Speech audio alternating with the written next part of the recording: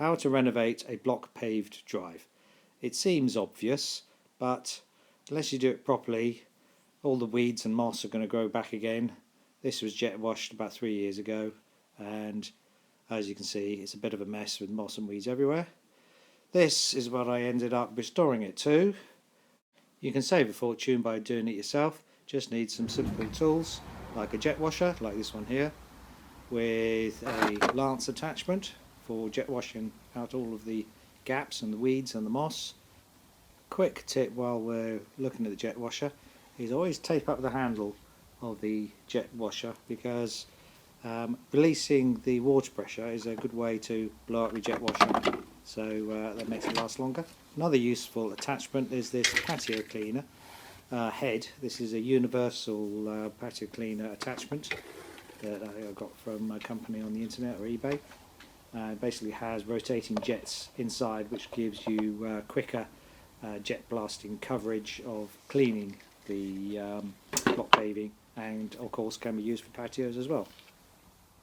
Something else you'll need is a good weed killer. If you've got a large area, then also you need it at a good price as well. And I would suggest having a look on eBay for what they call amenity weed killers, which basically means a large amount that you dilute to give you a large amount of solution. So this one is glyphosate. Don't know whether you pronounce it like that, but good enough. Basically an all-encompassing weed killer that kills anything green, apart from moss, that is, within the drive. So I suggest you do that probably 2 weeks before you start jet washing the patio to kill off all the weeds. On eBay for about £35 for 5 litres, which is a lot cheaper than you'll get in garden centres. The other product you'll need is something to kill off the moss and any algae on the drive.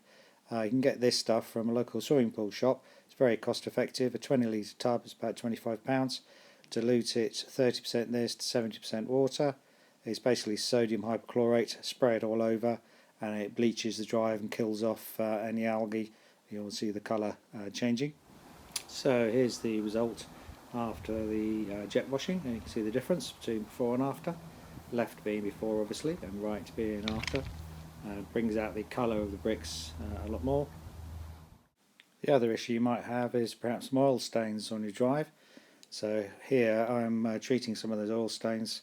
Started off with a little bit of that chlorine solution that we talked about previously, and the next product you might want to look at is using some brick and patio cleaner, which is basically a concentrated acid. Apply some of that, mix it with a little bit of detergent and give it a scrubbing down. So here you can see those, well, what were previously very black oily spots have now faded somewhat, and in the middle of just giving it a reapplication. So give it a couple of goes until you're happy with the result. So here's what it looks like after 2 lots of jet washing, with the lance jet washer to go down the gaps, dig out all the old sand, dirt, weeds, followed by the rotating patio jet washer. The next stage is then to refill all the gaps with some cool dried sand, like we've done here. Or you could use a specialist product like this narrow joint filler, setting sand from Sika, which sets a bit harder. Pour it out in a line, like so. And basically get a brush, something like this. Don't press too hard so it cuts into the grooves. And don't put down too much of the setting sand so you've got too much to brush around. You'll end up having all the cementies, or the compound that's in the sand, all blown away in the wind. While we're talking of wind, pick a fairly wind-free day and just brush it all into the grooves. On a new drive, a vibrating plate would be used to shake the bricks and to shake the sand down into the grooves.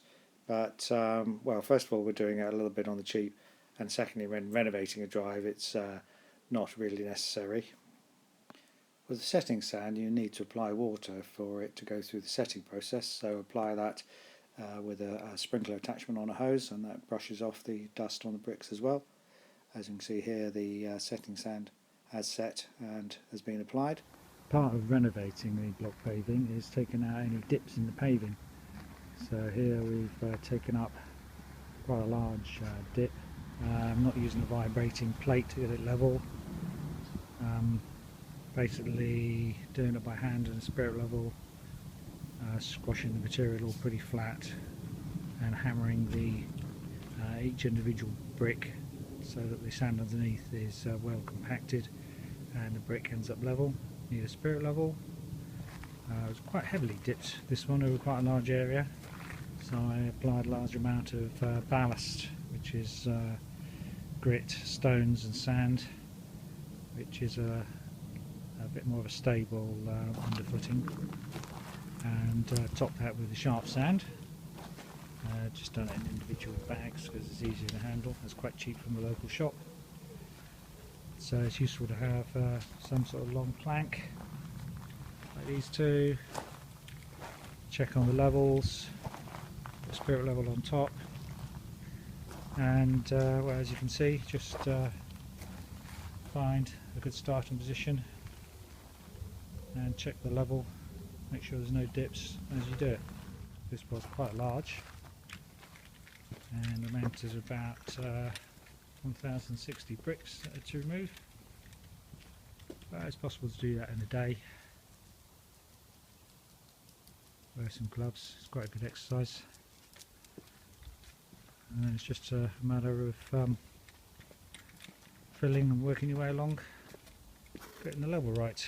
It's worth taking a bit of time over it, you don't want to have to do it again. So after you've got all of your bricks level and you refill them with your setting sand or kiln dried sand, the next job is to seal in both the sand and the bricks and protect them from moisture. You want to use a dedicated block paving sealer, which you can get from a local builder's merchant, or have a look on eBay, and there's several items around. The stuff that I used that supposedly the professionals use, it's called Rycal Ad Seal Block Paving and Concrete Sealer. Use a mask to protect you from the vapours. I use a gas mask I got from eBay.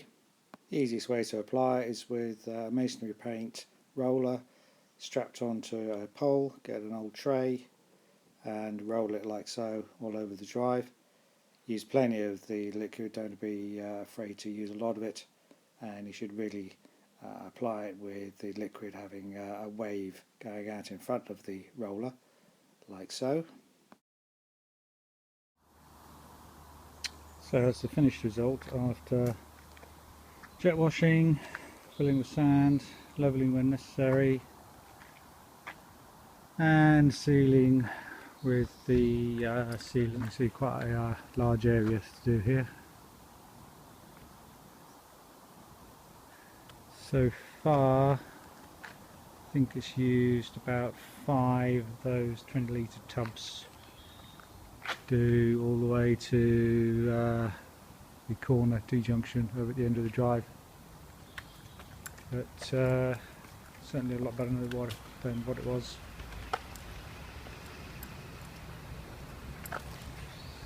And that's it. Thanks for watching.